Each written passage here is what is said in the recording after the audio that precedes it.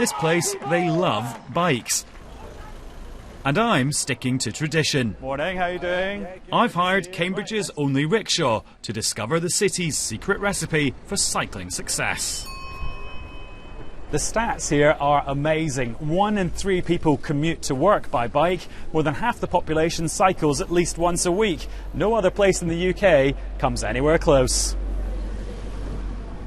There are bikes absolutely everywhere, and you can see that a lot of money has been invested in infrastructure. Rod Cantrell is responsible for much of it as the City Council's cycle champion. Well, in the past, we're the first to introduce a covered cycle parking space within the shopping centre. We're just about to invest in an additional 500 cycle racks within the city centre, and we're also the first in the UK to have a multi-storey bespoke cycling park at the railway station, where the planning committee's just approved that this last week. And it's not just big projects like this new bike bridge. There are smaller schemes too. People can come along and they can park their bikes and they can hire for free a pushchair to use for their young children as they go around the city centre, then come back, return the pushchair and then cycle home. It also helps that in the place where DNA was discovered, cycling is in the city's genetic code. Ask anybody in their 70s, how did you get around in your 20s? They all cycled. So it's not like we're not a cycling nation, it's just that we've so got used to the drug of cars that people can't see beyond the end of their bonnet.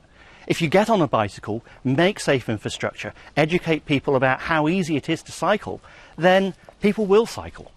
My indefatigable driver Mark works for a firm who are trying to inject that spirit into business. The big courier companies deliver parcels to their office.